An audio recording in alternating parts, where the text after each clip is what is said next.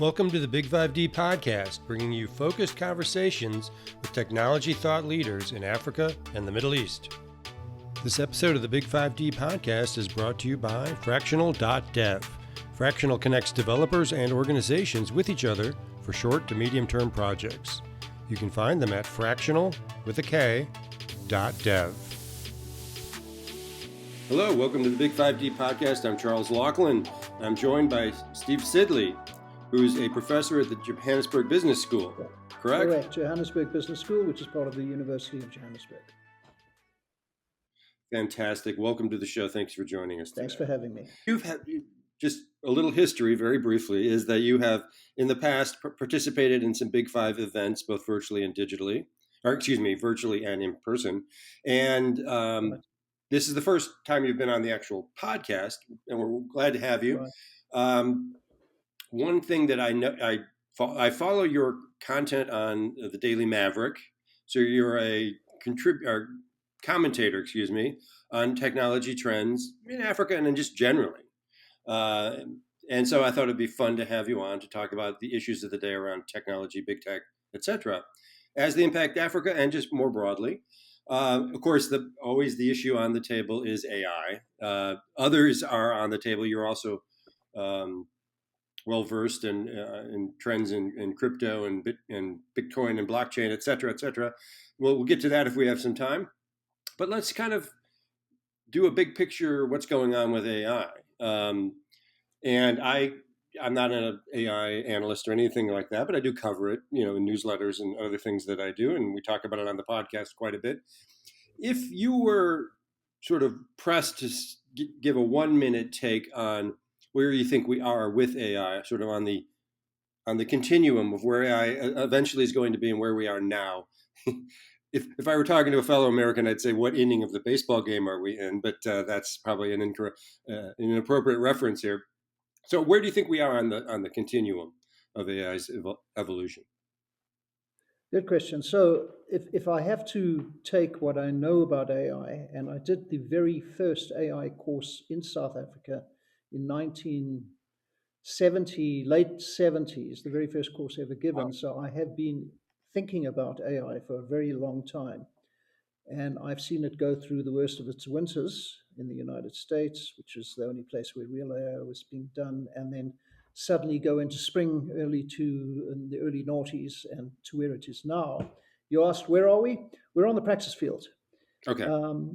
AI has not even started yet. What we have seen the beginnings of and the glimmerings of, and I must say there are bright glimmerings, of new mathematical disciplines that underlie AI, whether that be neural nets or deep learning or transformers or any of the other ones.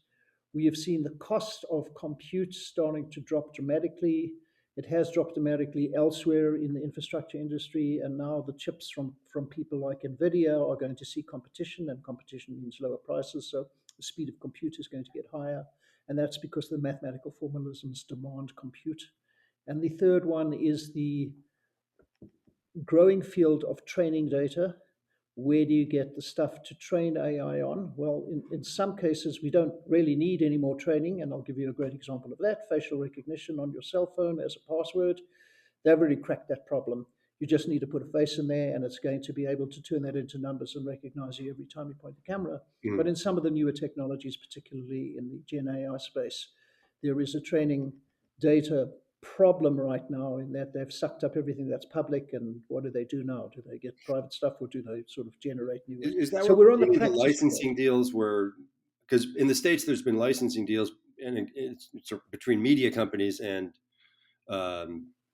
big tech companies to get more access to training data. But is that what's going to happen? Is that people building models are going to have to start paying for more data, or how do you think that gets solved?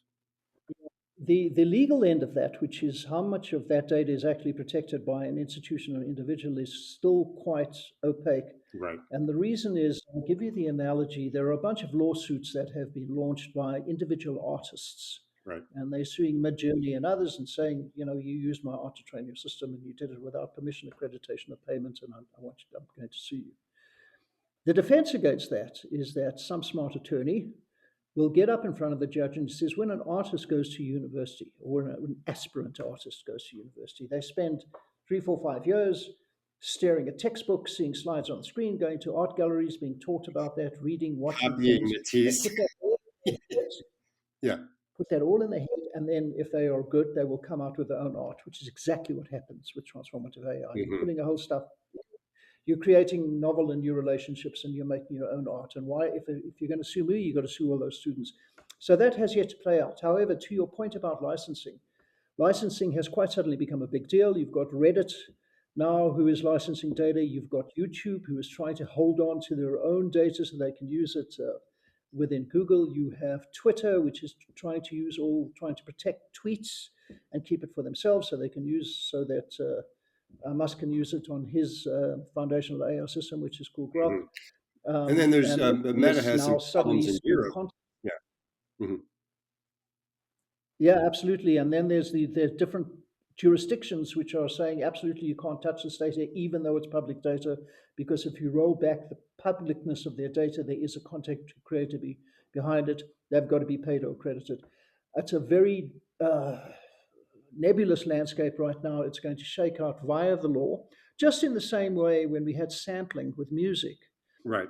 People sued because people used their music, and some court somewhere says, well, as long as it's less than 30 seconds, it's okay. Right. I mean, that's an arbitrary number. Yeah. Very much so. So Yet it's held up as a standard. yeah, it held up. It has held up as a standard. So there's a lot to be done over there. There are additional interesting things happening on the training side. So Yeah. I'll give you the picture. What has happened is that the researchers have said we've run out of data. Hmm. And unless we get more data, we're going to hit a ceiling in how smart these things can be. But there's this new thing called grokking, which I read about today. Nothing to do with Musk's Grok That's just AI system. yeah. Yeah, it's called grokking, in which you don't look for more data, but you train on a smaller piece of data many times with slight differences. And Mm. that turns out to be much smarter than just getting a huge volume of data. So researchers are doing various approaches to solve some of these training data problems. That almost sounds like when you want to do a projection for a like a market research piece of market research, you use a small amount of data to project across a larger finding. But at any rate, you mentioned something a few minutes ago that the cost of compute is going down, which of course it is, right? What are the implications of that? Does that mean smaller companies can participate? What are the implications of a lower cost of compute? Because it means lower cost of participation, doesn't it? Yeah, it's there are also different elements to the lower cost of compute. As you correctly say, the cost of compute has been going down under the mandates of Moore's law for 30, 40 years. The cost of compute has the following impact on artificial intelligence, and I'll restrict it to generative AI, Okay. is that in order to recoup costs, those companies that have been involved in the very expensive foundational research, that is OpenAI, that is Meta, that is Google, that is Mistral in France, Mhm. Anthropic, all the others, have spent hundreds of millions training. Right. In order to recoup those costs, they are charging the public per token. Okay, so Mhm. a token is a piece of the text that comes in and out of the Right. system. It could be a word, it could be a phrase, it could be a punctuation mark. So a That cost query of on token will ChatGPT start is to drop. multiple tokens, right? Yeah, that's right. Yeah. So we have direct experience right now. I have here in South Africa involved in a project which is using Gen AI to do legal opinions. Hmm. And so we have all sorts of lawyers calling us and they telling us what the brief is, and we're shoving it through the system and we're coming out with a legal opinion that they could edit and use if they Hmm. want to. That's getting expensive. Hmm. So the lowering cost of compute, which means we will have to have competition to NVIDIA because they're a monopoly now, they can charge what they like, will end up with a lower access profile for people at the end who want to use this technology. Back to the data, access to the data question. How much is this sort of limit on data slowing process down? I mean, is it slowing it down at all, really? No, not really at the moment. And the reason is we're so early to the game that people have Hmm. not yet really worked out all the uses for this just with the capabilities that exist right now, just in your boring vanilla GPT-4, which can do stuff that looks like Mhm. magic. People have not yet got to the edges How fast things become boring and vanilla of now. how they can. So there's no slowdown now, but as the stuff starts to narrow down into different channels, okay, so you do Mhm. AI for this and AI for the other thing, AI for the other thing. As it begins to mature, that really does become an issue. Mhm. Okay, okay. Now I want to kind of shift gears. I want to make sure we talk about this podcast is concerned with AI in Africa. What are you seeing on the continent? Or you can just talk about South Africa if you want. That is sort of a unique opportunity and a unique challenge around AI for either the continent or South Africa, however you want to prefer to think about Okay, so let's just talk about Africa generally, because it's not that it. different in Kenya and South Africa, and perhaps Nigeria and Egypt as well, which are the four probably most advanced Anyway, yeah, on the yeah. continent in terms of educated resources. Um, because it is so easy to access Gen AI, because the foundation models have already been built by OpenAI and all the others, it is a fairly simple matter for Africans to grab hold of this technology and dream up an application for them. So you're finding quite a Right. lot of, and what these are all, they are wrappers around the foundation model. So you create a wrapper around this Hmm. thing that can talk to you in vernacular English or another. Yeah, most AI startups now. Yeah, there is. People are doing AI startups, but they're uh, it's chaotic and explosive. So there have been nobody who's come out with a pot of gold in this, but I know of many companies who are trying to offer services around standard AI by wrapping something around it. Like they'll go to a company and they'll say, "Tell you what, we'll go to your HR department and we will allow you to query HR policies in English." And all they're doing is they're building a little Hmm. interface on top of one of the foundation models, and they're perhaps sucking in PDFs of their policies, and now you can query it. That's a very powerful thing for the companies. It's not particularly innovative, but it's very productive for the company to whom you offer the service. So there's a lot of that happening Right. in AI. Yeah, yeah. Well, I mean, one thing I hear a lot, and as I sort of just alluded to, is this notion of when companies are thinking about investing in a startup that says we're an AI startup, and this may already be sort of cycling through a bit here, is it a layer on Chat GPT or one of the big models, as you said, or is it a truly innovative, original deep tech? And investors are becoming much more discerning about this, and that's been going on for some time already. Yeah. And so, I'm wondering if if the opportunity is passing sort of broadly to sort of create those kinds of very narrow businesses that can be probably stood up pretty fast versus doing true original work. Um, or is that a window still open on the continent? Yeah, I'm going to get. For companies to. There are, and I'm going to give you a lovely example of a company that I have some involvement Mhm. with. Their big idea was call centers, digital agents, so that you call the call center, Mhm. insurance call center, to report the fact that a stone smashed your windscreen. Right. And in South Africa, particularly, there are 11 languages, more specifically, 11 dialects of English. Okay, there's an English inflected English, there's an Afrikaans inflected English, a Zulu inflected English, etc. They used Hmm. natural language understanding algorithms and trained them on all the different dialects so that people anywhere in the country phoning into the client can phone in any accent that they want, and it is understood by the digital agent. That's a purely African problem, which has been solved. More Yeah. importantly, to your question, it is a layer of IP on top of a natural language processor, which is unique, which is investable, and which is African focused. That's a nice example. To your broader question, Okay. is the window closing on AI investments? It is certainly closing on the sort of stuff that is done in the United States and to a lesser extent Europe and China, where the foundational high cost research stuff is just out of bounds for Africa because we don't have the money and we don't have enough skilled people. You've got to have studied Stanford or Beijing or one of the or Zurich, Right. ETH in Zurich in order to be able to understand that deeply. But for those companies that are using AI internally to get an edge over the competitors, there's a huge investment scope over there. So you will have an Okay, that is insurance company that is using machine learning to understand the behavior of drivers, whereas its colleague, sister insurance company is doing it the old way, using SAP and business intelligence, and the one that's using AI to do the pattern recognition, even though it's not their own IP, is an investable proposition. yeah.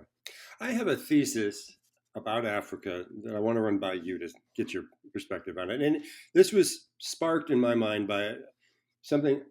It's become an intrusive thought for me, and some people have different views on this. But there was a interview between Alex Ohanian, the Reddit guy, and uh, Sam Altman, of course, and it's on YouTube. Anyone can find it. I forgot what the headline is, but it's essentially a 5-minute conversation about the single person unicorn startup and how close to that are we. And by that, I mean one person using AI various ways, to create an MVP, to, find the first customers, to build the website, to do all the things that AI can either help you do or do for you. Where you might have needed a team before, theoretically, at least or maybe in practice, probably a bit of both. He said that we're very close to the 10-person company that becomes a billion-dollar valuation, and not terribly far from a one-person, basically an individual who does the same. And I thought if that is true, and I probably at least in theory it is, isn't that a uniquely great opportunity for Africa? Yeah, it is. Because I tend to difficult to get money, all the things, all the reasons you would think of. I strongly agree with the statement that we are heading towards a perfect storm of circumstances that will allow a single smart individual to put together a company that's worth $1 billion. Not only because many of the functions of a company itself, where you need staff, can be automated by AI, but also because Right. AI, once you can get your hands on open source stuff like Gemini, like Google's Gemini or Mistral, you have the core IP built for you, such as, let me give you a nice example. You've got Linux, right? You didn't write Linux, Mhm. but you can write an application on Linux. And because this thing is spreading so fast and so wide and so quickly, you can imagine a circumstance where you have the one-man unicorn. Um, Hmm. if I was much younger, I would throw my hat into the ring, but I think now I'd rather just talk about it. It still requires effort. No one is questioning that it would require a massive amount of Yeah. effort, but at least in theory, one person could do that. I'm just that struck me as a uniquely, maybe not uniquely African opportunity, but perhaps uh, more so an opportunity for effort because of all the challenges, raising money, etc. Exactly. In fact, And a lot of by the way, this is exactly what happened in crypto. Is you had this brand new okay, technology, and notwithstanding that a couple of them turned out to be shady characters, there were individuals that were, Tether, which is 170 billion now dollars, which is now, I think it's 120 billion, and a stable coin. This is a company of 15 people.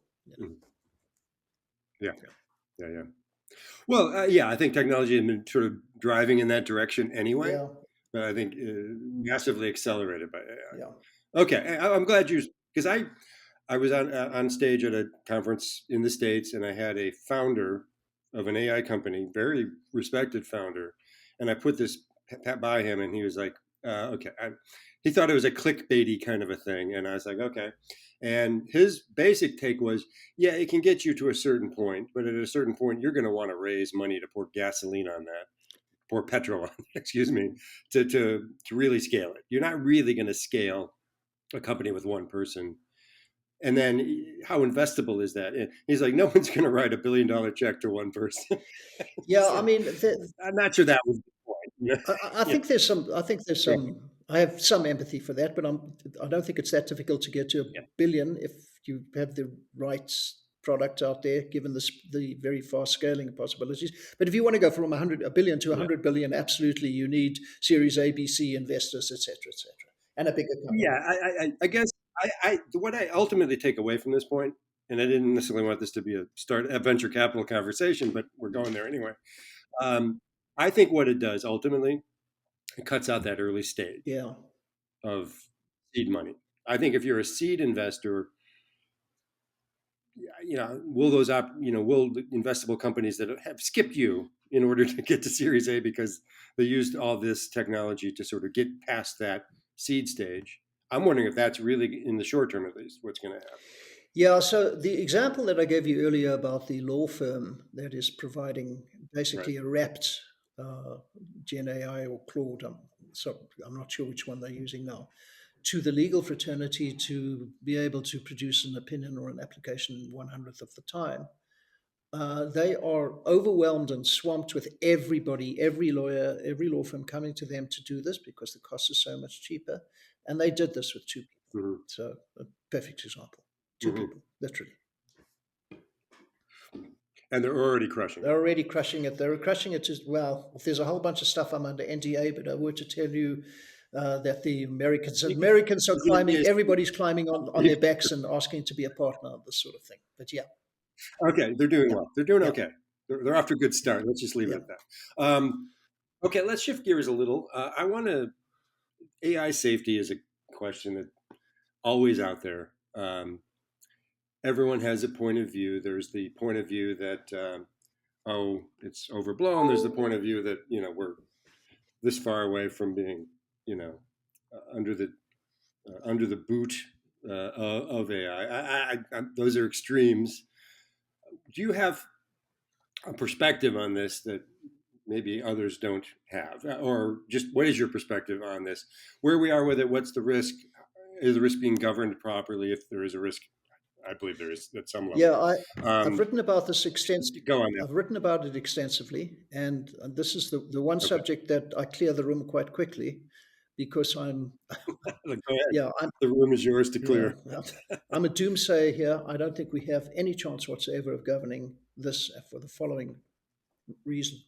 The reason is geopolitical. Okay. Is the person who wins the AI race because AI learns or can learn exponentially fast and is heading on its way to super intelligence, at least in designated silos. Um, Mm-hmm. China and America and perhaps some of the West, the European countries um, know that if they lose this rate, they lose their superpower status very quickly. And nobody in China is going to have the same agreement as to those safety walls as people in America. They're going to forge ahead at high particle risk in order to win the race.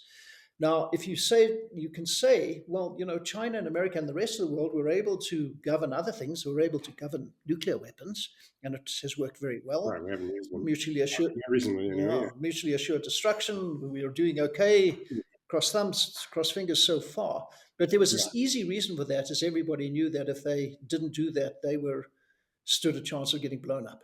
So it was in the common interest to do Mm-hmm. that. It is not in the common interest for America, for China to have the same AI safety rules as America, because safety rules slow you down by definition. If you've got to govern something and say, this is okay, let's talk about this, let's slow down that, let's be cautious about this, you are slowing down the process. And everybody is on warp speed right now. No matter all the good words that are spoken Yeah. about stopping it, it ain't going to happen, in my view.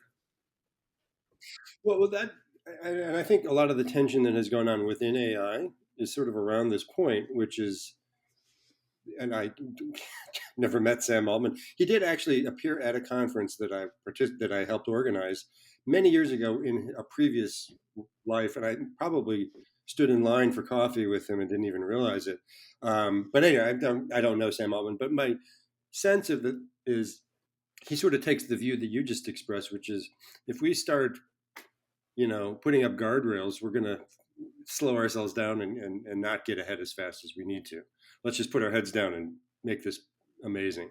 I don't know that if that's what he thinks. I sense that's what he thinks, and I think have been others sort of who've come and gone within OpenAI who maybe had a more concerned point of view that didn't win out. That's my sense of what's going on there, and You see, and then there's others. Yeah. Go ahead. Yeah, that's correct. So everybody has an idea. The whole prospect of AI safety is very tied towards the prospect of AI morality. If you want to keep it safe, you mean you want Yeah. to keep it safe from killing people, discriminating against people, saying hateful things, being racist, etc., etc. Those are sort of some of the Yeah, safety and then bubbles. just misrepresentation of yeah reality. It's Yeah, yeah, it's whatever that safety means. is a representation of actually a moral code, and with absolute certainty, Yeah. China's worldview on their moral codes are not the same as ours, and therefore we will never come to agreement with them on that. I'll give you the best Right. example there, and the What, easiest what, one. what would lead to the thinking of if we're going to be, this sort of let's tie one hand behind our back. Exactly. Let's not unilaterally just yeah, so to AI speak. weaponry is the best example of this by far. If a company can make an Hmm. AI weapon very cheap that can kill the entire population of another country very quickly, are they going to say no while waiting for the other country maybe to do it? Everybody's going to go there, Hmm. and the person who gets there first is the superpower. Yeah, that's alarming, but probably right. Yeah, So then the question is, when we were in the peak of the Cold War, eventually we had summits to talk about limitations on weapons, etc. What do you think the conditions is such a summit around AI inevitable, and what can or will it never happen? And what conditions would sort of lead us to, China, the U.S. meeting in Switzerland to figure out, how do we limit this? How do we limit the destructive possibilities around this? yeah. This is where I clear the room because I think maybe they'll meet, and I think they'll both cheat. Probably right. Okay. So we have a few minutes left. I want to switch gears to another topic you're very tuned in on, which is blockchain, crypto, et cetera, whatever umbrella term you care to use. I have two essential questions, which is what is going on with crypto right now? Broadly speaking, I mean, I don't follow, is it a bull or bear market that closely? And I'm not sure that's what you want to talk about, but sort of what has gone on recently, and uh, what does it say about what ultimately will be achieved through blockchain and crypto? Right. So I wrote a book recently about the subject. Um, Mm-hmm. First of all, crypto has finally started to become institutionalized, and I'm talking specifically about cryptocurrencies, All the right, ETFs, with et the cetera. ETFs Yeah. from BlackRock, et cetera, et cetera. So the acceptance of this thing as a valid asset is now firmly on the rails, and that's not going to go backwards. Whether this Yeah. means an Yeah. increase That's in it. price, I have no idea. But the concept of carrying a token of value on a blockchain is now institutionalized, number one. But more importantly, um, blockchain has now born a whole new species of creatures. Only one of them is cryptocurrency. It was the first. There are now tokens, tokenization of real world assets. So we used to tokenize real world assets before blockchain. We would have share certificates. That was the token, or a loan note. All of those are Mhm. going into Bitcoin. Um, I think it was Price Waterhouse and McKinsey and one or two of the other ones are now talking about a 20 trillion or $30 trillion market by 2030, which would be 10% of world assets will be on the blockchain, will be carried by a token. The token representing the ownership vehicle for something that exists in the world. That one is much more Right. important in my mind than cryptocurrencies. It is, by any other word, an NFT. An NFT, as Matt Levine from Bloomberg said in his column, he said, "Oh, I get it. An NFT is a receipt. That's all it is. It isn't the art. Yeah. It's a receipt for something that you own." And for the first time in Right. history, you can now have a receipt of ownership which is unforgeable and unstealable and unseizable and etc. etc. etc. So the most important part of blockchain Hmm. is not the cryptocurrency, that is create a new kind of ownership which we have never been able to do before because we've always used trustees to own the important things like banks and insurance companies, etc.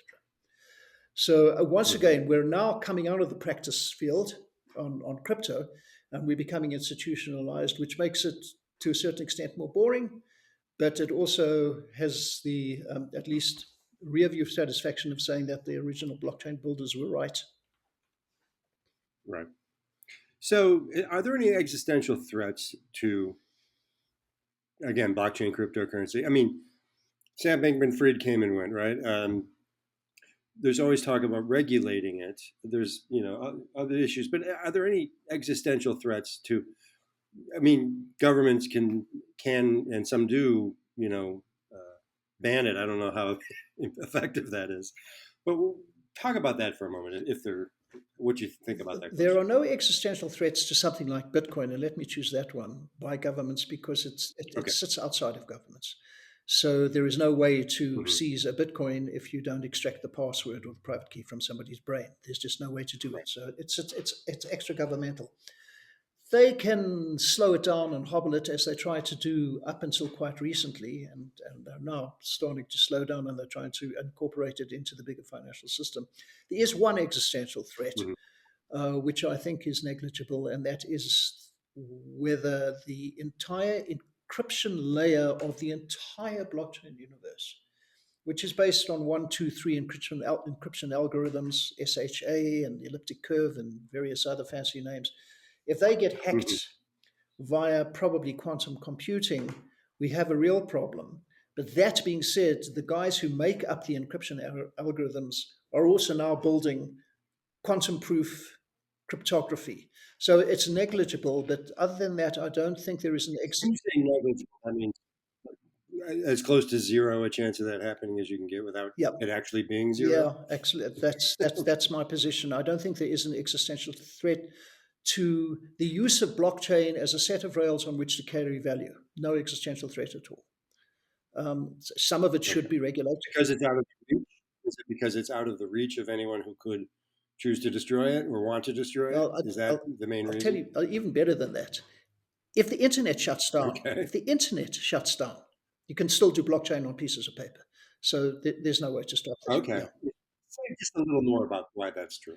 because the internet is merely a carrier or of information. It's merely sort of the telecommunications substrate on which the stuff is carried. It doesn't have to be there.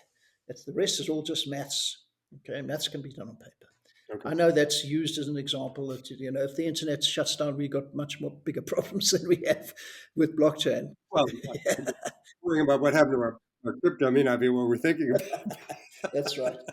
But so about. I But think blockchain's protect. But just let me. I know we're coming to the end, so I need to get to the punchline here. While I don't think there's an existential okay, threat fine. to crypto, I think there's an existential threat to humans because of artificial intelligence. The narrative, which was started Let by me Elisa, wrap that up and yeah, make sure we understand your point. Yeah. yeah. So Elisa Yudkowsky, who's the most famous purveyor of this particular nightmare scenario, said they're going to take over and we're all going to die. Basically, he wrote a very important paper.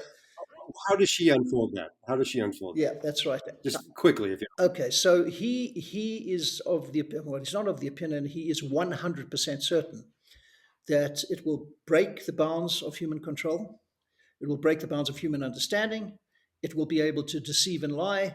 It will eventually consider us as humans utterly irrelevant to its purposes, which it will have divined itself. It will have its own goals and its own reasoning, and will either be ignored, starved to death, killed, or whatever makes sense for the particular piece of superintelligence. That's his position. There are 10% of AI researchers agree with that, and that is a terrifyingly high number. 10% is that's a large because 100% don't want to agree Yeah, with that, you right? So if 10%, yeah, and in principle, I can't that find a means reason to. there's probably another number who agree but don't just have chosen to say that they don't. Well, they've Would chosen be to my say it's guess. not possible. It's not alive. It will never have its own goals. It will never be able to escape our control. In principle, there is no evidence that we will be able to keep control over this technology once it becomes smarter than us. So you fundamentally, are you in the 10%? Would you put yourself with the 10%? Yeah, I'm not sure whether I'm in the 10% that says that it will find us irrelevant and let us, starve to death. Just consider us molecules. But I am in another cadre that says we are going to find that AI gets into the hands of really bad people, and there are really bad outcomes when it's in the hands of Isn't really. that already happening? Isn't that already happening? Not as much as it's going to happen with AI warfare, which I think is where the big risk of this entire enterprise is as Okay. well. Yeah. I feel like we could talk about AI warfare for an hour, Yes, indeed we or could. probably 10 hours. But So maybe we'll just leave it there. Actually, I'm going to ask one more question, which I hope will have a more hopeful outcome, but maybe not. Um, AI, AI and blockchain. What's the intersection there, if any, and how is AI going to Yeah, change the trajectory of blockchain? there are numerous intersection points that have been written about. I don't think any of them are interesting except for one. The one that is the Mm-hmm. most apposite, if I can use that word, is one of the problems we have with AI now, as we all know, is deep fakes. And those deep fakes are not becoming good enough so that we will be unable to tell the difference. Machines will be unable to tell the difference between words that have been inserted into Trump's or Kamala's mouth versus the real thing. It just the measure of truth of any content is becoming is under threat, and very soon. I'm not talking about next year. I'm talking about immediately. Blockchain, on the other hand, Okay. deals with the certification of truth.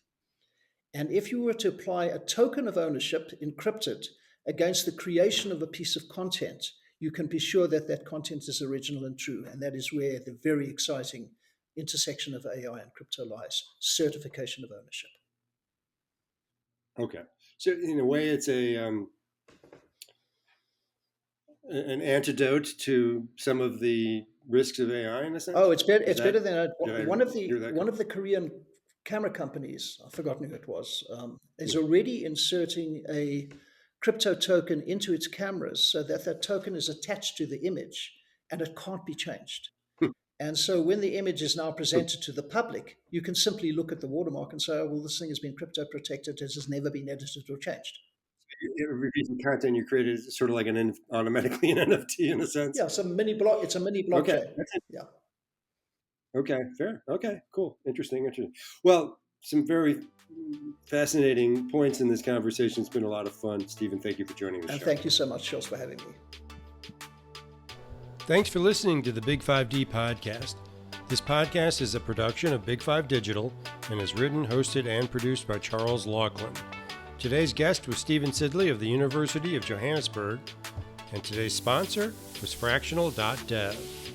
Write to us at big5dtv@gmail.com to ask about becoming a guest or sponsoring an episode. Thanks for listening, and see you next time.